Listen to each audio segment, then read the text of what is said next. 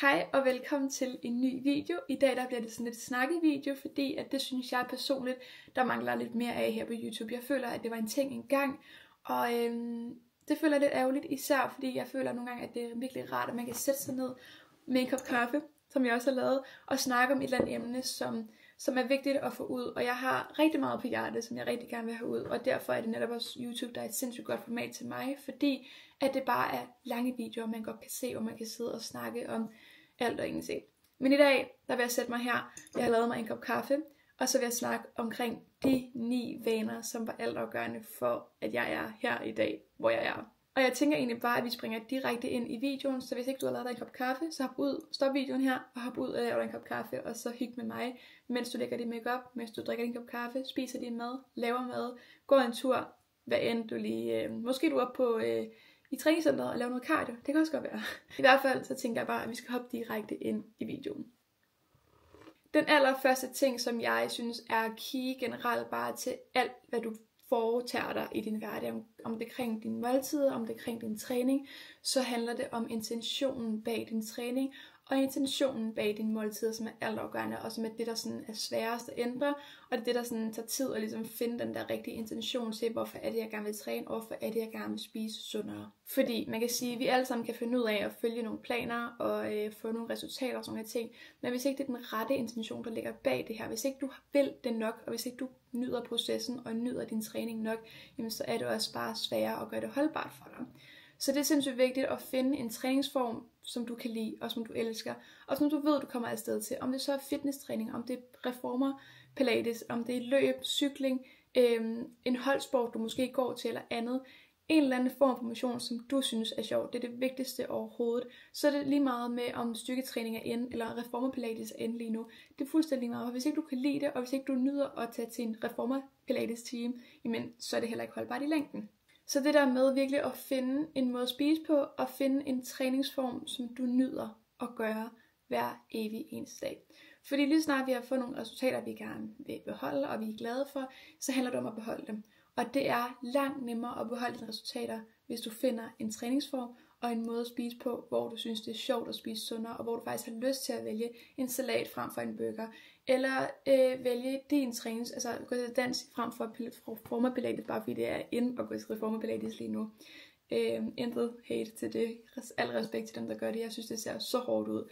Så virkelig lyt efter til din krop, og hvad du har lyst til i forhold til hvordan du spiser, og hvordan du træner, og lad være med at sammenligne dig med andre, eller lad være med at følge med på en eller anden bølge, fordi det er ind at træne på en eller anden måde, eller det er ind at spise på en eller anden måde. Fordi hvis ikke det fungerer for dig, så fungerer det ikke for dig, og så bliver det ikke holdbart, og så bliver det slet ikke sjovt at skulle jagte nogle resultater, hvis ikke man nyder processen. En anden sindssygt god vane, som jeg har opbygget for mig selv, og som jeg har kæmpet rigtig meget med før i tiden, det er at spise mindful.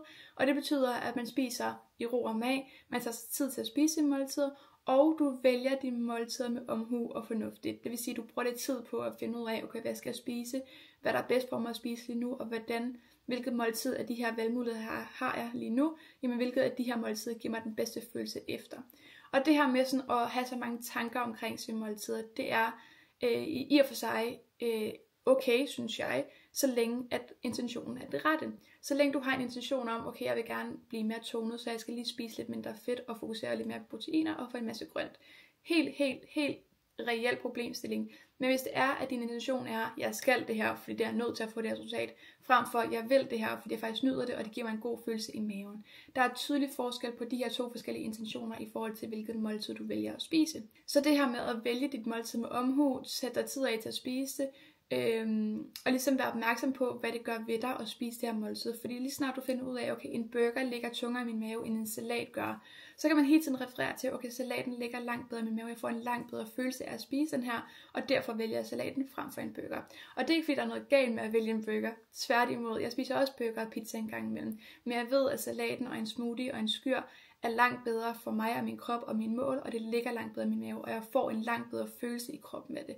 Og det her med, hvordan det føles i kroppen, det er sindssygt vigtigt helt sådan at huske på, fordi så længe at du har en god følelse i din krop, jamen, så er du meget mere motiveret for ligesom at tage de gode valg. Hvis du har en dårlig følelse i din krop af det mad, du spiser, så kan du hurtigt få den her fornemmelse af, okay, så er alt også lige meget, fordi jeg har en lortefølelse i min krop lige nu, agtigt. Så det her med hele tiden at være opmærksom på, okay, hvad giver mig de bedste forudsætninger for ligesom at kunne tage de gode valg, hvad giver mig den bedste følelse i min krop lige nu. Og inden under den her, så er det selvfølgelig også at være opmærksom på det her med at gøre det let for dig selv i forhold til for eksempel at meal prep din mad, eller lave en indkøbsliste, hvor du ved nøjagtigt, hvad du skal købe, så du ikke kommer til at købe alt muligt crap, som man måske bare kun får lyst til, fordi man går forbi det nede i supermarkedet. Så hvis ikke du bare går forbi det, jamen, så har du ikke haft tænkt på den her tipspose, men fordi den er på tilbud, og du går forbi den, så får du lige pludselig lyst til det. Så det her med at lave en indkøbsliste, hvor præcis du ved, hvad du skal købe, du kan gå efter det, og så ikke købe andet, og lave en meal prep til dig selv 3 dage ad gangen, så du ved, okay, jeg har styr på min frokost de næste 3 dage. Det skal jeg ikke tænke over. Jeg gør det nemt for mig selv at lykkes med mine mål og få succes med mine mål hver dag. For hvis du har bare din frokost meal prep, jamen så har du bare et af de her måltider, som du lykkes med. Så får du også lyst til at lykkes med din morgenmad og dine snacks og din aftensmad. God kaffe. Den tredje vane, det er en vane, som jeg tror deler vandene lidt. Og jeg har det sådan lidt ærgerligt over, at den er sådan deler vandene lidt. Jeg synes dog, at det er blevet mere sådan, hvad siger man? Der er flere, der gør det, og det er jeg virkelig glad for at se, fordi det er noget, der har været game changer for mig. Og det er at meditere.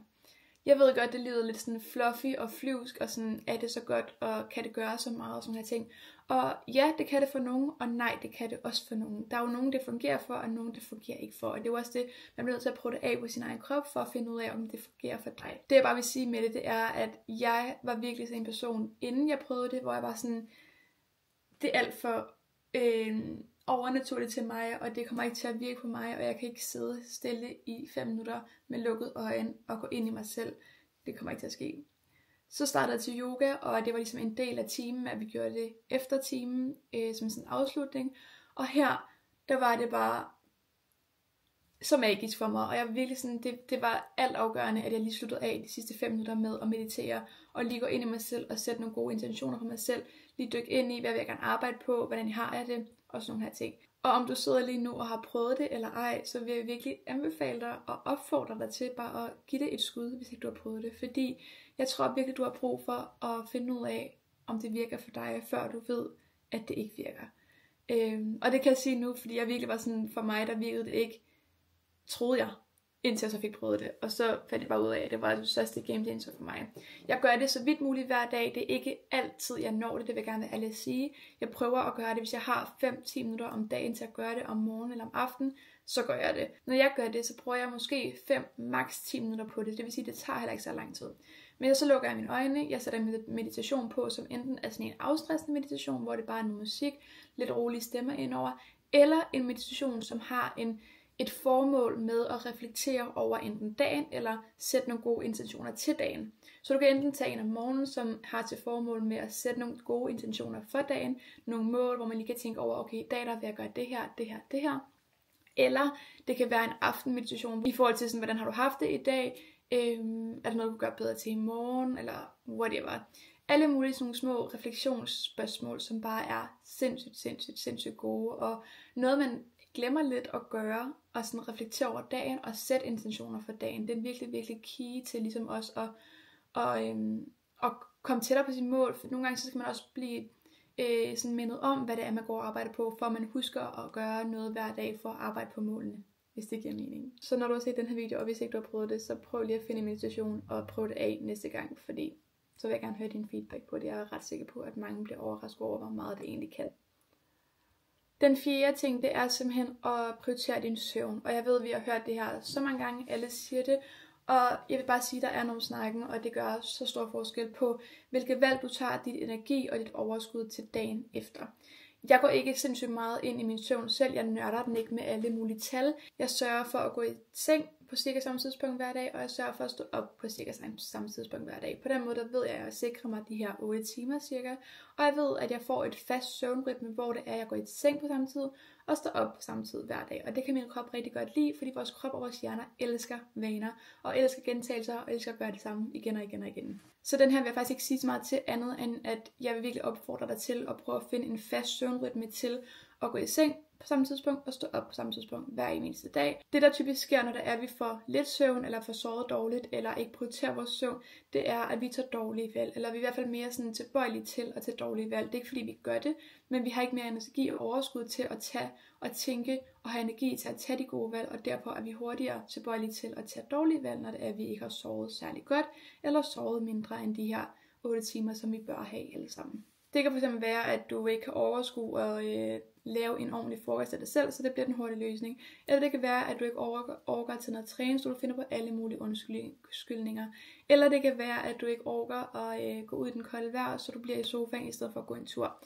Whatever. Alle mulige de her valg, vi står overfor i hverdagen, hvor vi godt ved, hvad den bedste beslutning er, men vi har simpelthen ikke overskud energi til at tage den beslutning, fordi vi er lav på energi i forvejen, fordi vi ikke har fået sovet godt. Så hvis ikke du allerede har det, så find dig en eller anden fast søvnrytme. Du kan også nørde din søvn lidt mere i form af noget Oura-ring, tror jeg den hedder, eller der er et armbånd Whoop, som jeg rigtig gerne selv vil have, som jeg simpelthen ikke, jeg har overvejet at købe det i lang tid, men jeg har simpelthen ikke fået sammen til at købe det. Men den kan i hvert fald også tracke en søvn, og det ved jeg, det her armbånd Whoop, som det hedder, jeg kan lige skrive det her. Men det er sindssygt godt til at track søvn og sådan nogle ting. Det er i hvert fald det, jeg selv ville gøre, hvis jeg selv skulle købe det her armbånd. Og jeg gad godt være typen, der går lidt mere ned i min søvn, men jeg vil være ærlig at sige, at jeg er ikke sådan en data-orienteret type heller, så jeg ved heller ikke, om det er noget, jeg vil bruge. Selvom at det er jo selvfølgelig meget sjovt at holde øje med i forhold til, hvordan man sover, og dyb søvn og rem-søvn, og alle de her faser, man er i, når man sover. Og det tror jeg også, jeg kommer til at gøre på et tidspunkt. Men for nu, så er det i hvert fald nok. Og hvis ikke du har et armbånd eller en ring eller noget andet, der kan track din søvn, så er det i hvert fald også bare rigeligt at finde dig en fast søvnrytme, hvor du går i seng på samme tidspunkt og står op på samme tidspunkt hver dag. Og på den måde sikrer dig, at du får de her 8 timer søvn, og din krop kan rigtig godt lide at have det samme antal søvn hver nat. Den kan rigtig godt lide at gå i seng på samme tidspunkt og stå op på samme tidspunkt. Og generelt bare vaner. Ting, den gør hver eneste dag, det kan vores hjerner og vores krop sindssygt godt lide. Den 5. ting, tror jeg, vi er nået til, det er at være positiv og have et positivt mindset. Og jeg ved, at den er så irriterende, og den kan virkelig provokere mange, fordi at der er nogle personer, som selvfølgelig er lidt mere negativt ladet, vil jeg sige, end andre personer. Og der er nogle personer, der er meget mere positive end andre personer. Men uanset hvilken person du er, så vil jeg virkelig opfordre dig til at øve på at bare se positivt i mange af de ting, i hvert fald udfordringer, som du støder på. Det er noget, som jeg er blevet meget bedre til. Jeg har været typen, som altid ser begrænsninger frem for muligheder. Og nu er jeg begyndt at se muligheder frem for begrænsninger, og det har hjulpet mig så meget i min hverdag. Det har hjulpet mig i forhold til mig selv, hvad jeg selv sådan vil udarbejde. Men det har også især hjulpet mig i forhold til dem, jeg omgås med, min familie, min kæreste, mine veninder, at jeg er bare mere positiv frem for bare at være lidt mere pessimistisk, hvis man kan sige det sådan. Ikke fordi det her synes jeg aldrig nogensinde, jeg har været. Men jeg har været mere sådan, har set negativt på mange af tingene, og set begrænsninger frem for muligheder. Og hvis man virkelig øver sig på at se muligheder frem for begrænsninger, og ligesom være lidt mere åbensindet og glad, så er du også meget bedre til at løfte dig selv op. Og i perioder, hvor vi måske har negativ energi, og har svært ved at se det positive i noget, så er det sindssygt vigtigt, at vi kan løfte os selv op til en energi, hvor vi har mulighed, og har lyst til at se det positive i tingene. Jeg håber virkelig, det giver mening. Og jeg har lyst til at tage de gode valg, fordi at jeg prøver at løfte mig selv op, selvom at jeg måske ikke er særlig positiv i det moment, men så prøver jeg alligevel at se nogle muligheder i, okay, jamen jeg har muligheden for at tage op og træne. Det kan godt være, at jeg ikke har lyst til det, og jeg sidder og hakker mig selv ned i forhold til nogle dårlige undskyldninger og sådan nogle ting. Jamen så prøver jeg virkelig at vente til, okay, men Olivia, prøv at overveje, at du har muligheden for at tage op og træne. Der er nogen i verden, som slet ikke har muligheden for det. Du har muligheden for hver eneste dag at tage nogle valg, som fører dig tættere på dit mål. Så gør det. Og det er så provokerende sagt til en, som ligger ned, skal jeg til at sige, men som en, som er i en dårlig periode, hvor man virkelig overgår noget. Men det kan hjælpe dig så meget til at løfte dig selv op, hvis du bare prøver at se muligheder, og se det lidt mere positivt i det, og bare være glad så vidt muligt så meget af tiden. Den 6. ting, det er consistency. Og det her, det tror jeg, vi alle sammen har hørt før, det er jeg ikke i tvivl om, men jeg er blevet til at sige det igen. De ting, du gør dem hver dag, uanset om du ikke kan, så find en mulighed for at se, om du kan udføre alligevel. Og det her der snakker jeg især til sådan træning, kost, dine daglige vaner, gå tur, drik vand, tage nogle gode valg og sådan nogle ting. Sørg for at gøre det hver dag. For så længe du gør det hver dag, også selvom at du har dage, du ikke gider, så længe du gør dit bedste på den dag også, jamen så kommer du hen til målet i sidste ende. Og så er det, at vi er consistent til de planer og til de mål, som vi har. Fordi uanset hvilket mål du har at arbejde på, jamen så vil du have perioder, hvor du ikke har overskud og tid og lyst til at arbejde på dem. Men de perioder, der er det især vigtigt, at vi gør tingene hver evig eneste dag, selvom at vi ikke gider. Fordi så hjælper det os til at rykke os hen tættere på målet. Bare 1% hver dag rykker os tæt på målet. Og når vi er over den periode, så er vi inde i en god periode igen, hvor vi har lyst til det. Og så kan vi bare fortsætte fra, at vi slap, frem for at skulle starte forfra, fordi vi i den her periode, vi ikke var consistent til vores mål. Så virkelig, virkelig, virkelig vigtigt, at de her vaner, daglige gøremål, du har, gør dem hver evig eneste dag. Og så kan det godt være nogle dage, at du ikke får gået 10.000 skridt, men så får gået 5.000 skridt, og stadig kom ud og prøve at se, om du kan gå de 10.000 skridt. For jeg er med på, at nogle gange så har man bare ikke tiden. Altså nogle gange så har man bare ikke flere timer i døgnet at gøre godt med. Men så gør det bedste med det udgangspunkt, og den forudsætning, som du har til ligesom at udføre planerne og daglige gøremål hver evig eneste dag. Så vigtigt. Så det er også derfor, at jeg er jo så fortaler af vaner, og bare generelt daglige gøremål, fordi så længe du har nogle vaner om daglige gøremål, og gør dem hver dag, det elsker vores krop, som jeg sagde før, vores kroppe og vores hjerner elsker at gøre ting igen og igen og igen. Og hvis du har nogle vaner, nogle rutiner, nogle daglige gøremål, som du gør hver eneste dag, jamen så om 2 måneder, så vil du have langt nemmere ved at beholde de her daglige vaner, og på et tidspunkt, så bliver det bare en livsstil for dig, og det er jo der, vi alle sammen gerne vil hen. Så fokusere på dine vaner, dine daglige rutiner, dine daglige gøremål, og gør dem hver evig eneste dag, og vær consistent til dem, fordi så når du dine mål, og så kommer det hen og bliver en livsstil for dig, og det er jo der, vi alle sammen rigtig, rigtig gerne vil hen. Og nummer 7, det er at reflektere. Og det her, det fortalte jeg snakkede ret meget om i min forrige vlog, så der vil jeg altså virkelig gerne henvise til den video, for der snakker jeg i hvert fald 10 minutter, tror jeg, om hvordan jeg laver sådan journaling, reflektering hver dag over min dag, over min træning, over min kost og over generelt sådan selvudvikling. Så hop ind, jeg linker lige til den her, og jeg lægger der også nede i beskrivelsen. Hop ind på min forrige video, jeg skriver hvilket stykke det er, jeg snakker om det på, for der forklarer jeg i dybden, hvilke spørgsmål jeg svarer på, og hvordan jeg gør det. Men kort og fortælle lige her den her video, og det at reflektere over din fremgang, over dine dage, det gør, at du bliver mere bevidst om, okay, hvor er det, jeg laver fejl, hvor er det, kan vi blive bedre. Og i og med, at vi reflekterer over, hvad kan vi gøre bedre, hvad kan vi lave, hvad kan vi gøre bedre, jamen så bliver vi også bedre. For hvis du bare ignorerer det her med, hvad kan vi gøre bedre, så bliver du ikke bedre. Så det er rigtig, rigtig, rigtig vigtigt at reflektere en gang imellem. Du behøver ikke at gøre det hver dag. Det er noget, jeg godt kan lide at gøre. Du kan gøre det en gang om ugen. Her er det som sådan en opsamling på ugen. Hvad har jeg gjort godt i den her uge? Hvad har jeg gjort dårligt? Og hvad kan jeg gøre godt til næste uge? Virkelig, virkelig, virkelig vigtigt. Og det er noget, der har hjulpet mig sindssygt meget med at komme herhen, hvor jeg er i dag, for ligesom at hele tiden være bevidst om, hvad er det, jeg gør forkert, hvad er det, jeg kan gøre bedre, og hvad er det, jeg skal gøre bedre til næste gang, og hvor er det, jeg især skal arbejde med noget, for ligesom at komme derhen, hvor jeg rigtig gerne vil. Så hop ind på den vlog, og find det stykke, og hør det stykke omkring, hvor jeg fortæller, hvordan jeg gør det, fordi det er så vigtigt. Og nummer 8, det er at planlægge. Planlæg. Jeg er virkelig sådan en struktureret kvinde, der godt kan lide vaner og planlægning og alt det her. Og planlægning for mig har været alt afgørende. Nu siger jeg, at alt det har været alt afgørende, men alt det, jeg nævner her, har jo også været alt afgørende. Og planlægning især min kalender. Hver søndag, der sidder jeg og planlægger min uge med min arbejde, med min træning, med min kost, med min daglige gøremål, med mine aftaler og mit studie. Alle de her ting, det skal hænge godt sammen, for at jeg er glad, for at min hverdag kører, og for at jeg har den livsstil, jeg gerne vil have.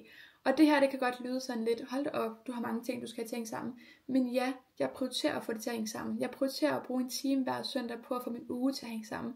For så ved jeg gør det nemt for mig selv. Jeg gør det nemt for mig selv at lykkes. Jeg kan have plads til både aftale, jeg kan have plads til mit studie, jeg kan have plads til mit arbejde, jeg kan have plads til min træning, jeg kan have plads til at prioritere gode måltider, som jeg ved hjælper mig og giver mig god energi, og som får mig derhen, som jeg gerne vil hen. Og jeg får plads til at udføre min daglige gøremål, som jeg også ved er sindssygt vigtigt for mig. Alt det her, det får jeg presset ind i min kalender, fordi jeg sætter mig ned en time hver søndag og gør det.